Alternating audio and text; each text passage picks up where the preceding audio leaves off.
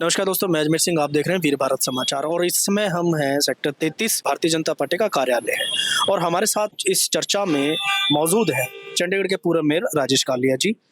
कारण क्या है कि जैसे अब चंडीगढ़ के अंदर एक नोटिफिकेशन चल रहा है, उसके अंदर गरीब लोगों के मकान हितियाए जा रहे हैं या कब्जा किया जा रहा है प्रशासन की ओर से, तो क्या है उस लेटर की पूरी सच्चाई, तो बताएंगे हमें चंडीगढ़ के पूर्व मेयर राजेश कालिया जी। सर नमस्कार। सभी जो वीर भारत के जितने भी जो सदस्य देख रहे हैं सभी को मेरी ओर से जय वाल्मीकि जी। बोलिए। तो सर, ये जो नोटिफिकेशन अब जो घूम रहा है मार्केट के अंदर और कहा जाता है कि इसके अंदर 10 साल भाजपा सरकार रही क्योंकि कांग्रेस सरकार उससे पहले रही, तो अब क्या जरूरत है इस नोटिफिकेशन की या इसकी वेरिफिकेशन की, क्योंकि गरीब लोगों के दिलों में एक डर बैठ गया है कि हमारे मकान प्रशासन कब्जा कर। देखिए, मैं एक बात बताना चाहता हूँ। नोटिफिकेशन सबसे पहले प्रश्न आता है, नोटिफिकेशन कहाँ से शुरू हुआ। आपको याद होगा 2023 के अंदर सेक्टर 25 की बात करूँ, सेक्टर 25 कॉलोनी के अंदर कुछ लोगों ने अवैध तरीके से मकान बेच दिए थे, तो उनके ऊपर कार्रवाई स्टार्ट होने की बात आई थी। तो 25 सेक्टर के लोग और जितनी भी राजनीतिक पार्टियां थी सभी ने सड़कों पर उतरे, जहां तक मुझे याद है। उसके बाद ये मामला जो है गवर्नर साहब तक पहुंचा, उन्होंने एक कमेटी बनाई कि इसका पूरा जो भी है कि इन लोगों की प्रॉब्लम क्या है। वो कमेटी गठित करने के बावजूद सर्वे स्टार्ट हुआ। उस वक्त 2023 में सर्वे स्टार्ट हुआ।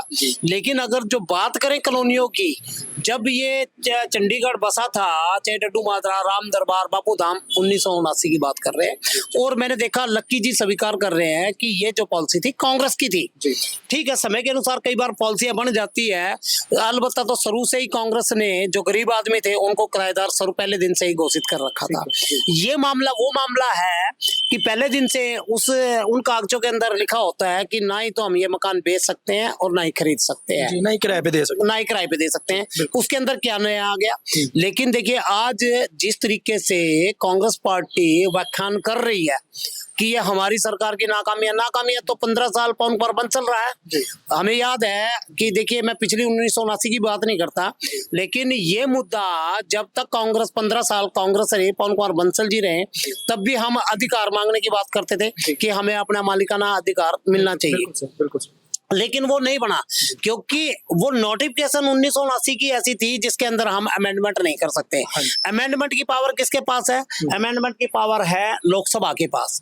अगर जो आज देखिए 4-5 दिन से मुद्दा चल रहा है, लेकिन हमारा जो यहाँ से लोकसभा के प्रत्याशी और लोकसभा के जो एमपी मेंबर ऑफ पार्लियामेंट है तिवारी जी का एक भी बयान नहीं आया। जिस तरीके से देखिए, कांग्रेस हमेशा जब इलेक्शन का समय होता है भ्रांति फैलाती है। अगर जो बात करूं लोकसभा की, जो पीछे लोकसभा गया उसके अंदर भी इन्होंने 8500 रुपए का डड्डू माजरा के अंदर क्या पूरे शहर के अंदर फार्म भरे थे। क्या उन लोगों को 8500 रुपए मिले? नहीं मिले। आज भी ये भ्रम के अंदर फैलाने वाली बात जो है ये लोग कर रहे हैं कांग्रेस के। लेकिन ऐसा कोई मुद्दा नहीं है जिसके अंदर हमारे मकान छीन जाएंगे 25-30 लाख रुपए का। मैं ये पूछना चाहता हूं कि जो नोटिफिकेशन की बात कर रहे हैं, देखिए 3-4 मुद्दे मेरे समझ में आते हैं कि जो देखिए, एक तो ये तो कोई मामला ही नहीं है कि हमें 25 से 30 लाख रुपए देना पड़ेगा, उस नोटिफिकेशन में नहीं है। रही बात, उन्होंने ये बात जरूर की है उसके अंदर कि 70 से 80% आप लोगों के मकान बिक चुके हैं। एक बात। लेकिन भारतीय जनता पार्टी ने एक चीज आज भी हमारे प्रदेश अध्यक्ष से बात हुई है, उन्होंने 3 मुद्दों पे बात की है। नंबर 1, मान लो देखिए जो 80% हमारे मकान जो बिके हैं, नंबर 1 तो जो असली अलाटी है उसको तो अधिकार रहेगा ही कि वो मकान उसी का है। ठीक है, मालिकाना हक उसी का है। अब बात आ जाती है 80% 70% मकान जो कॉलोनियों के बिक चुके हैं, जरूरत के अनुसार गरीब आदमियों ने बेच दिया और खरीद भी लिया। दोनों के लिए प्रॉब्लम है क्योंकि दोनों ही गरीब है। हमारे प्रदेश अध्यक्ष ने बड़े क्लियर शब्दों में हमें आज भी कहा है कि जितने भी 70 से 80% लोग हैं, देखिए सरकार भारतीय जनता पार्टी की है, जाहिर सी बात है कि हमारे प्रदेश अध्यक्ष ने ऊपर अधिकारियों से बात की है। हमारा प्रयास है कि जो 70-80% जो भी लोग हैं जिन्होंने मकान बेचे या खरीदे हैं, उनका मालिकाना हक या जैसे पहले से टेनेंट हम किराएदार थे वो अधिकार रहेगा ही रहेगा। उसके अंदर कोई बदलाव नहीं है। इसमें जैसे किरण खेर मैडम जी ने भी मिठाई बांटी थी, ढोल बजाए गए थे कि मालिकाना हक हमने दे दिया है, तो सर इसमें भाजपा की भी तो जिम्मेवारी बनती है कि इन कॉलोनियों को मालिकाना हक दी जाए। देखिए, एक जब मैडम ने बात की थी लोकसभा के बाद, जो मामला हुआ, एक चीज तो नहीं है कि कोई भी चीज हम छड़ी घुमाएंगे हो जाएगा, समय लगता है। बिल्कुल समय लगता मैडम लास्ट मोमेंट पर बोल गई थी कि ये मालिकाना हकों की बात करेंगे। वो कब मालिकाना, फिर से मैं कहता हूँ ये अमेंडमेंट की बात है। लोकसभा के अंदर जो है ये मामला उठेगा, वहां से ये पारित होकर आएगा, एमएचए होम मिनिस्ट्री के अंडर है। तो ये मामला अभी तक जो हमारे लोकसभा के सांसद है मनीष तिवारी ने ये मामला नहीं उठाया, क्योंकि जब से मैडम, उसके बाद मैडम को टिकट नहीं मिली, या ये कहें कि मनीष तिवारी जी शहर के एमपी बन गए हैं, बनने के बावजूद जो ये बातें आप कर रहे हो, ये बातें किसको करनी चाहिए? हम लोकसभा के एमपी को क्यों चुनते हैं कि वो हमारे लिए कोई अच्छा कानून बनाए? और ये जो काला कानून हमारे ऊपर कांग्रेस के टाइम में थोपा गया था, तो जाहिर सी बात है कि वो कांग्रेस की चीज को नहीं छेड़ेगा। कौन? मनीष तिवारी नहीं छोड़ेगा, क्योंकि उसको पता है कि ये कानून किसने बनाया था? कांग्रेस पार्टी ने। तो आज अगर जो वो छेड़ता है तो कहीं ना कहीं उसके जो ऊपर आका बैठे हैं वो परेशान होंगे। लेकिन इसमें सर एक चीज भी है कि जो लोग मर चुके हैं उनके बच्चों को ये मकान नहीं दिए जाएंगे, अगर दिए जाएंगे तो मार्केट रेट से उनसे पैसा लिया जाए। ये गलत है, बिल्कुल निराधार है, इसका कोई वो नहीं है। हमारे अध्यक्ष जी ने ये बात बताई है, जिनके मान लो पेरेंट्स मर गए हैं, जो लीगल अथॉरिटी, जो लीगल हायर है, उनको 100% उनके मकान या जो पोजीशन है उनको वो मिलेंगे। ये बिल्कुल 100% है कि लीगल हायर को ये सारी प्रॉपर्टी उनके नाम होगी। तो अब जैसे कि इसमें एक चीज और मैं एक बात कहना चाहूंगा कि डड्डू माजरा, रामदरबार और सेक्टर 25 जहां जहां प्लॉट दिए गए हैं, वहां अभी जो पीछे एडवाइजर साहब थे उन्होंने कहा कि भी हमने सिर्फ ग्राउंड फ्लोर की परमिशन दी थी, लोगों ने 3-3 4-4 मंजिल बना दिया, उसको प्रशासन तोड़ने की प्लानिंग में। नहीं, देखिए मैं एक बात बड़ा क्लियर, मैं डड्डू माजरा के अंदर भी हुई है, मैं रेजिडेंस वेलफेयर एसोसिएशन का प्रधान भी रहा, ये मुद्दा मैंने बड़ा उठाया था।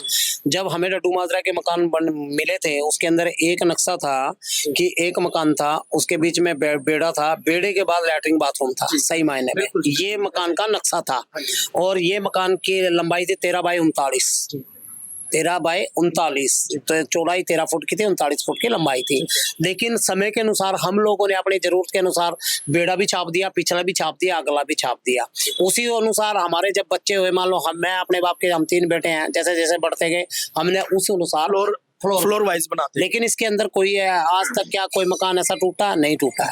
ये मैं बड़ा क्लियर कट कहता हूँ कि कोई मकान टूटने वाला नहीं है, जिसका जो बन चुका है वो वैसे का वैसे रहेगा। अब ये होता है कि कई बार आप लोगों को कहने के बावजूद अलग से आप कोई वो करते हो, वायलेशन करते हो, उसके ऊपर नोटिस जरूर आता है। चंडीगढ़ की जो जनता अभी डरी हुई है, जो सहमी हुई है, उस जनता को क्या मैसेज रहेगा आपका? देखिए, भारतीय जनता पार्टी की ओर से, हमारे प्रदेश अध्यक्ष जी की ओर से पहले ही क्लियर कर दिया गया, लेकिन आज 3 मुद्दों की बात करें जो हमारे प्रदेश अध्यक्ष ने कहे हैं। नंबर 1, जो अलाटी है उसको रहेगा ही रहेगा। दूसरा, जिनको 70% मकान बिक चुके हैं या जो रह रहा है उसको मालिकाना हक 100% मिलेगा। तीसरा, लीगल हायर, जिनके माँ बाप मर चुके हैं उनके बच्चों को उनके नाम ट्रांसफर कर दी जाएगी।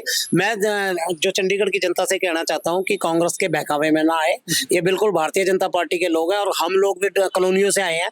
जितने भी कॉलोनी, हमने प्रधान जी कल हमारे जितने भी प्रदेश की टीम में, चाहे कॉलोनियों के मंडल है, जितने भी, उनको बुलाकर कि ये बातें जो है घर घर तक पहुंचाने का हम लोग भारतीय जनता पार्टी का जो संकल्प है। आज भी एक बात कहता हूं, मैं भारतीय जनता पार्टी का सिपाही होने के नाते अपने प्रदेश अध्यक्ष को मानते हुए, उनकी बात को कहते हुए जो उन्होंने कहा वो मैं कहना चाहता हूं कि डरने की जरूरत नहीं है। किसी का मकान नहीं टूटेगा, किसी को पैसा नहीं भरना पड़ेगा। जो 3 बातें मैंने बताई आप लोगों को, वो इम्प्लीमेंट 100% भारतीय जनता पार्टी करा के रहेगी। और भारतीय जनता पार्टी का संकल्प भी है, वो आप लोगों से वादा भी है कि किसी का ना ही तो मकान टूटेगा, ना ही किसी को पैसे भरने की जरूरत पड़ेगी, और मालिकाना हक दिलाने का भारतीय जनता पार्टी प्रयास करेगी। लेकिन इसके बीच में एक छोटी सी बात ये भी चल रही है कि भारतीय जनता पार्टी ने सफाई दी इस मेमोरेंडम के ऊपर या इस नोटिफिकेशन के ऊपर, क्या कोई अफसर आला अधिकारी इसके ऊपर सफाई दे सकता है? देखिए, मैं एक बात कहता हूं कि सबसे भारतीय जनता पार्टी ही क्यों बता रहा हूं। देखिए, जब कोई भी सीक्रेट डॉक्यूमेंट तैयार होता है, जाहिर सी बात है कि ये सबसे बड़ा प्रश्न उठता है उन अधिकारियों के ऊपर कि ये मीडिया के अंदर किस तरीके से चला गया। नहीं जाना चाहिए था, नहीं जाना चाहिए था। देखिए, सीक्रेट डॉक्यूमेंट्स है, उन अधिकारियों की क्या मंशा होगी, क्यों इन्होंने किया, या वो कांग्रेस माइंडेड थे, क्या हुआ, ये तो वही अधिकारी है बताएं। लेकिन इतना जरूर है, ऐसे अधिकारियों के ऊपर कार्रवाई होनी चाहिए जिनके इतने अभी कोई वो इम्प्लीमेंट नहीं हुआ था डॉक्यूमेंट्स, उसके ऊपर प्रपोजल थी। प्रपोजल में भी ये लिखा हुआ है, अगर जो सही मायने में बताएं, हमारे अमित खैरवाल जी ने, जो यहाँ एक एडवोकेट भी है और एससी मोर्चा का अध्यक्ष भी है। जाहिर सी बात है कि कॉलोनियों के मकान एससी समाज के 80% है, तो उन्होंने बड़े क्लियर शब्दों में उस पूरे डॉक्यूमेंट्स को पढ़ के सुना दिया, जिसके अंदर कहीं भी ये नहीं लिखा कि हमें 30 लाख देना पड़ेगा, 25 लाख देना पड़ेगा, या उसके अंदर एक जो पॉलिसी बनाई थी उन अधिकारियों ने, उसके अंदर ये वो कायदा कहा था 70% लोग जो है मकान बिक चुके हैं। इसमें वो क्या गलत कह रहे हैं अधिकारी, मुझे नहीं लगता वो गलत कह रहे हैं, लेकिन एकदम कोई भी चीज पॉलिसी इंप्लीमेंट नहीं होती जिसके बारे में कांग्रेस व्याख्यान कर रही है, वो गलत प्रचार कर रही है। ये थे पूर्व मेयर राजेश कालिया जी चंडीगढ़ से।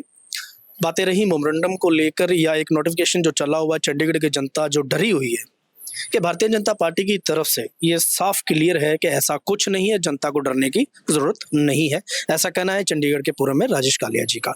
या मकान मालिक को क्या, मकान मालिक के साथ क्या होगा, मकान मालिक के जो आगे बच्चे हैं उनके नाम से ये मकान किए जाएंगे, क्योंकि कहीं ना कहीं थोड़ी सी इसके अंदर मिसअंडरस्टैंडिंग भी है। लोगों को समझना चाहिए कि इतना बड़ा शहर है कि ऐसा नहीं हो सकता, अगर होगा तो प्रशासन को बहुत बड़ा इसका हर्जाना चुकाना पड़ेगा। तो वीर भारत समाचार इसके ऊपर स्पष्टीकरण नहीं देता है और ना ही इसकी जिम्मेवारी लेता है कि ये सच भी हो सकता है और झूठ भी हो सकता है।